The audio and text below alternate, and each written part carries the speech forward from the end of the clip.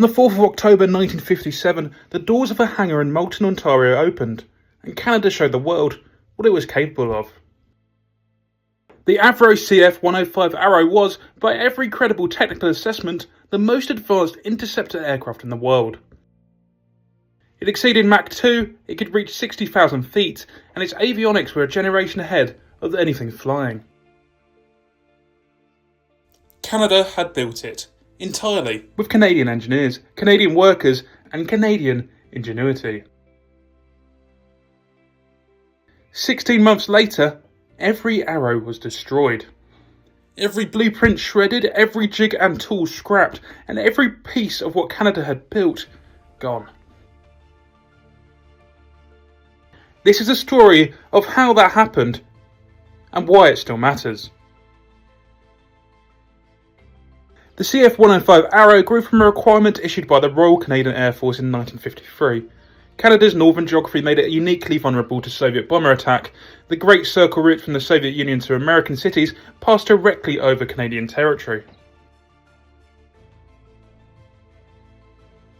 The RCAF needed an interceptor capable of finding and destroying those bombers in the vast, radio-sparse Arctic before they reached populated areas.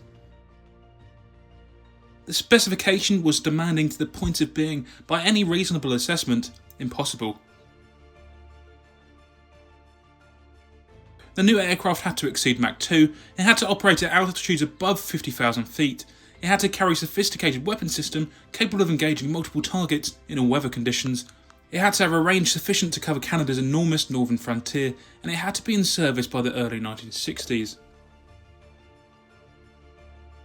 Avro Canada, a company that had not existed before the Second World War, said it could build it.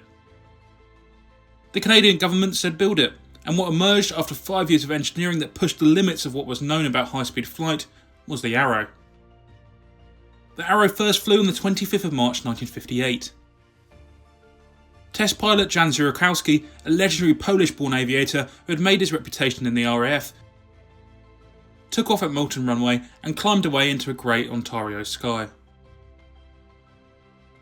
The aircraft handled beautifully, the performance exceeded expectations, and the engineers who had spent 5 years building it watched from the ground and knew they had done something extraordinary. In subsequent test flights, the Arrow demonstrated performance that placed it definitively ahead of any comparable aircraft anywhere in the world. Its maximum speed, limited only by the test program rather than the airframe, was in excess of Mach 2. At altitude it outclimbed everything the RCAF could put against it. The weapon system, the Astrofire control system and Sparrow missile combination, was on paper the most capable airborne weapons package ever designed. The United States Air Force, which had been developing its own interceptors throughout the 1950s, sent observers to Moulton. They went home impressed. The British sent observers. They went home impressed. The Royal Canadian Air Force was operating a program that the most sophisticated air forces in the world recognised as genuinely ahead of its time. Canada was leading the world in aerospace in 1958, with an aircraft entirely of its own design and manufacturer. And then the politics arrived. The Arrow's political problems began before it flew. They were embedded in the program from the beginning, and they came from three directions simultaneously. The first was cost. The Arrow was an enormously expensive aircraft developed. The unit cost, what each production aircraft would cost, had risen substantially as the program matured. By 1958, estimates for the full production run of 100 aircraft placed the total program cost at figures that the Canadian government found alarming. Canada was a country of 17 million people being asked to fund an aerospace program of a superpower scale. The second was the strategic question.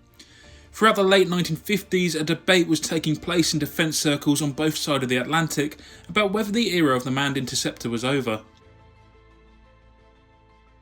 The Soviet Union was developing ballistic missiles, ICBMs that no interceptor could catch, and if the future threat was missiles rather than bombers, then the supersonic interceptor, however capable, was potentially solving yesterday's problem.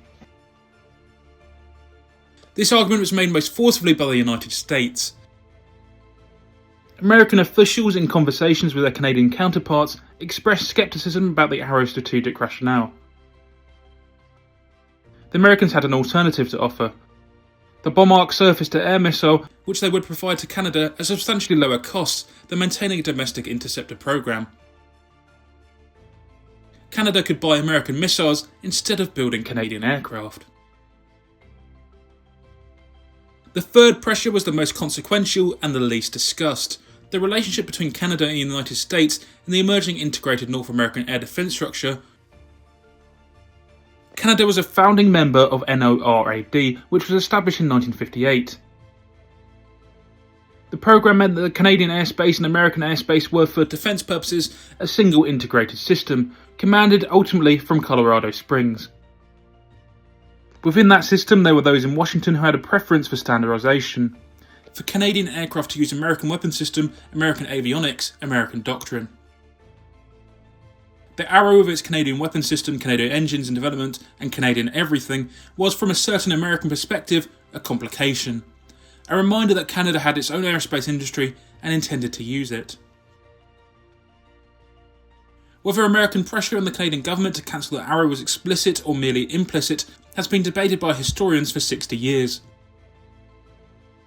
The documentary record is incomplete. Several key files remain classified or were destroyed. What is clear is that the Diefenbaker government, elected in 1957, was receptive to the arguments for cancellation in a way that its predecessors had not been. John Diefenbaker was not hostile to the Arrow in principle. He was a prairie conservative who was suspicious of the programme's costs, uncertain of its strategic rationale, and increasingly convinced, by advisors whose relationships with Washington were closer than they were sometimes acknowledged, that the bomb arc was an adequate substitute. It was not, but the decision was made before that became fully apparent. The 20th of February 1959 began as a normal working day at the Avro Canada plant in Moulton. 14,000 people worked at Avro Canada. They were building one of the most advanced aircraft in the world, and they knew it. The Arrow program had given Canadian aerospace engineering a confidence and a capability that had not existed a decade earlier. These were extraordinary people doing extraordinary work. At 10 o'clock that morning, John Diefenbaker rose in the House of Commons and announced that the CF-105 Arrow program was cancelled, effective immediately. Workers at Avro Canada heard the news on the radio. Some heard it while they were at their workbenches in the middle of tasks they would never finish. By the end of the day, approximately 14,000 people had been handed termination notices. The layoffs were immediate and total. The date became known in Canadian aviation history as Black Friday. What followed the announcement was what makes the Arrow's cancellation unique in the history of aviation programs. It was not unusual for aircraft to be cancelled. Budgets change, strategies shift, programs are overtaken by events. What was unusual, and what remains extraordinary, and to many historians inexplainable, was what the government ordered next. Every Arrow was to be destroyed, not stored, not transferred to museums, not kept for testing or research, destroyed. Every blueprint was to be shredded, every technical document relating to the Arrow's design was to be eliminated. Every jig, every tool, every piece of manufacturing equipment specific to the Arrow program was to be scrapped. The order was carried out with a thoroughness that has never been fully explained. Cutting torches worked through the 5 completed Arrow airframes. The technical library, the accumulated engineering knowledge of 5 years of advanced aerospace development, was destroyed. The Iroquois engine, which test data suggested was one of the most powerful and efficient jet engines ever built, was scrapped along with everything else. One Arrow cockpit section survived, preserved by workers who hid it. It is in a museum today, and it's the only substantial piece of the Arrow that exists. Everything else is gone. Within weeks of Black Friday, the phone calls began. NASA called, the newly established American Space Agency, facing the enormous engineering challenge of the Mercury program and everything that would follow it. They needed the best aerospace engineers they could find, and they knew where to find them. Avro Canada's engineers had spent 5 years solving problems at the absolute frontier of high-speed flight. They had designed a Mach 2 aircraft from scratch, and they understood structures, aerodynamics, avionics integration, and systems engineering at a level that relatively few people in the world could match. And 14,000 of them were suddenly unemployed. Approximately 30 Avro Canada engineers went directly to NASA. Their names do not appear in most histories of the space program, but their fingerprints are on it throughout. The men who built the Arrow helped land humans on the moon. Canada's aerospace excellence did not disappear on Black Friday, it was exported to NASA, at no cost to the United States. The bomb-arc missiles that replaced the Arrow were within a few years acknowledged to be of limited strategic value. The bomber threat they were designed to address was already transitioning to the missile threat that had been used to justify the Arrow's cancellation. Canada had cancelled a world-leading interceptor and replaced it with a missile system that was itself soon obsolete. The RCAF never received an aircraft of comparable capability. Canada today operates the FA-18 Hornet, an American aircraft. Its replacement, being produced after decades of delay, is the F-35, also American. Canada has not designed or built a frontline combat aircraft since the Arrow. Diefenbaker's government justified the cancellation on grounds of cost and strategic relevance. The cost argument has some validity. The Arrow program was expensive. The strategic argument has not aged well. By the mid-1960s, the Soviet bomber threat that the Arrow was designed to meet had not disappeared, it had evolved, and Canada had nothing to meet it with. In the years after the cancellation, as the story became better known, a search began for the scale models of the Arrow that had been used for aerodynamic testing. During the cancellation, these models, some of them instrumented, all of them representing years of engineering work, were reportedly thrown into Lake Ontario. Divers have searched for them, some believe they have found them, but the search continues. The Arrow has become, in Canada, something that transcends the history of a cancelled aircraft program. It's a symbol of a choice.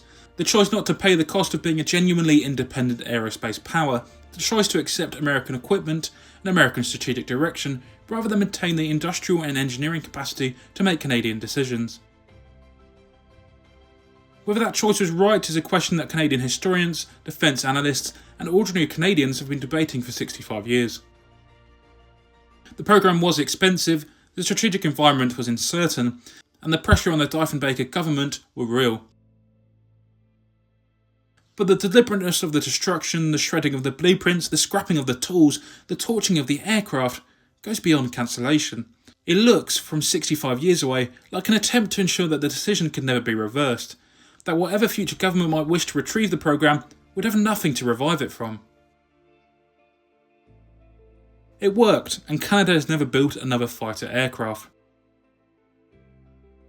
The Arrow was the most advanced interceptor aircraft in the world when it flew, and it was 16 months old when it was destroyed.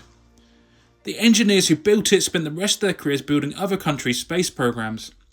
And somewhere at the bottom of Lake Ontario, if the accounts are accurate, the scale models of an aircraft that never got the chance to fly in service are still there, waiting. The Arrow has never been forgotten in Canada, it's taught in schools, it appears in novels and films, and it comes up in conversations about what Canada is and what Canada chose not to become.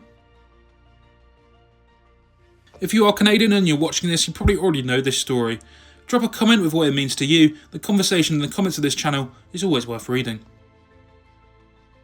If you're not Canadian and this is the first time you've heard of it, now you know.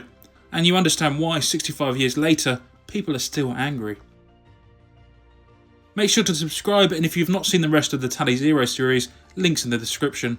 The Arrow is not alone, and history is full of aircraft that deserved better.